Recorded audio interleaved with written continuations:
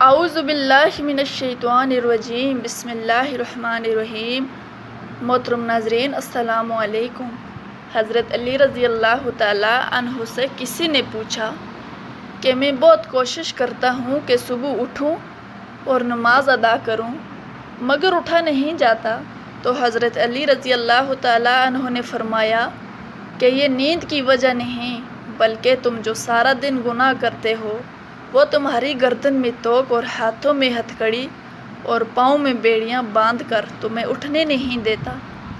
ایک شخص حضرت علی رضی اللہ تعالیٰ عنہ کے پاس آتا ہے اور عرض کرتا ہے کہ مجھے رات کو نیند نہیں آتی اور رات کو میں ٹھیک سے سو نہیں پاتا، اور جب صبح اٹھتا ہوں تو پورے جسم میں درد ہوتا ہے اور وہ درد بڑھتا ہی رہتا ہے۔ جب وہ شخص اپنا درد حضرت علی رضی اللہ تعالیٰ عنہ کو بیان کر چکا تو حضرت علی رضی اللہ تعالیٰ عنہ نے فرمایا کہ اے شخص، رات کو پانی پیتے ہو، پانی پینا بند کرو، کیونکہ ایسا کرنے سے صحت کے لیے انتہائی نامناسب ہے۔ رات کو پانی پینے سے جسم میں ایسا درد شروع ہو جاتا ہے، اگر اللہ پاک اسے شفا دینا چاہے تو دے سکتا ہے، ورنہ اس کا علاج ممکن نہیں۔ اگر سہولت ہو تو دوپہر کے وقت آرام ضرور کیا کرو، یہ سنت ہے اور اس سے فجر میں اٹھنے میں بھی بڑی مدد ملتی ہے۔ رات کا کھانا جلدی کھائیں اور کم کھائیں۔ رات کو پانی نہ پئیں، اگر شدید ضرورت ہے تو کم سے کم پانی پئیں۔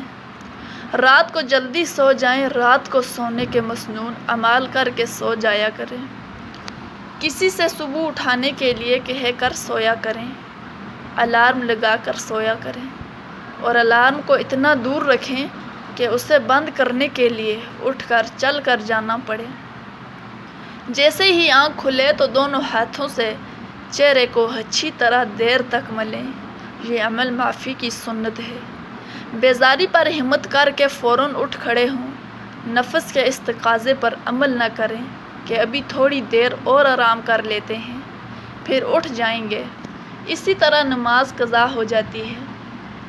اللہ سے مدد مانگتے رہا کریں، فجر میں اٹھنے کا پختہ ارادہ کر لیا کریں، اندرونی الارم لگائیں، یعنی دل میں بھی اللہ کی محبت پیدا کریں۔ حضور نبی کریم صلی اللہ علیہ وآلہ وسلم نے فرمایا کہ جس نے فجر کی ایک رکعت جماعت کے ساتھ سورج نکلنے سے پہلے پا لی، اس نے فجر کی نماز کا باجماعت ثواب پا لیا، اور جس نے عصر کی ایک رکعت جماعت کے ساتھ سورج ڈوبنے سے پہلے پا لیا، اس نے عصر کی نماز باجماعت کا ثواب پا لیا۔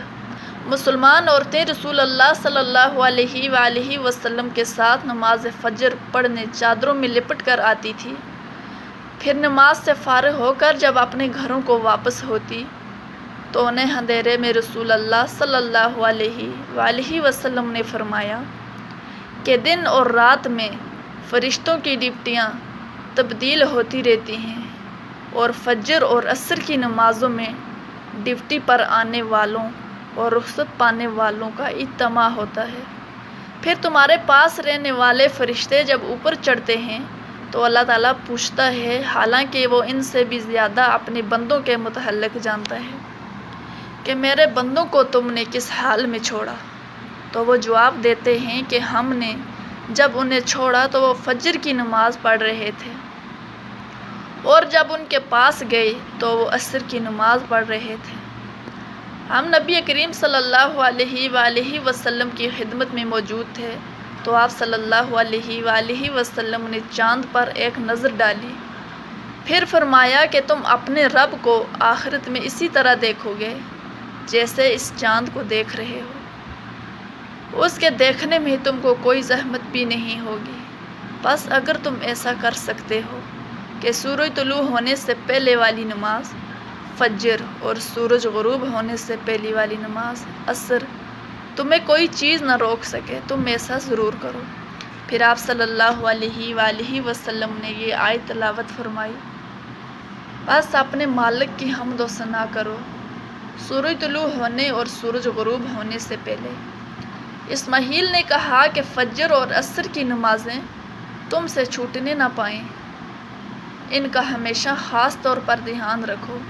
میرے سامنے چند معتبر حضرات نے گواہی دی، جن میں سب سے زیادہ معتبر میرے نزدیک حضرت عمر رضی اللہ تعالیٰ عنہ تھے کہ نبی کریم صلی اللہ علیہ وآلہ وسلم نے فجر کی نماز کے بعد سورج بلند ہونے تک اور عصر کی نماز سورج ڈوبنے کے بعد نماز پڑھنے سے منع فرمایا ہے۔ ابن عباس رضی اللہ تعالیٰ عنہ بیان کرتے ہیں کہ انہوں نے فرمایا کہ مجھ سے چند لوگوں نے یہ حدیث بیان کی کہ نبی کریم صلی اللہ علیہ وآلہ وسلم نے 2 طرح کے خرید و فروخت اور 2 طرح کے لباس اور 2 وقتوں کی نمازوں سے منع فرمایا ہے۔ آپ صلی اللہ علیہ وآلہ وسلم نے نماز فجر کے بعد سورج نکلنے تک اور نماز عصر کے بعد غروب ہونے تک نماز پڑھنے سے منع فرمایا ہے۔ دعا ہے کہ اللہ تعالیٰ میرا سنانا، آپ کا سننا بارگاہ الہی میں قابل قبول فرمائے، آمین ثم آمین۔ تو پیارے دوستو، اگر ویڈیو پسند آئی ہو تو ویڈیو کو لائک کریں اور چینل کو سبسکرائب کریں تاکہ اس طرح کی اور بھی معلوماتی ویڈیو آپ کے لیے لا سکیں۔ اپنا اور اپنے دوستوں کا خیال رکھیں۔ اللہ حافظ۔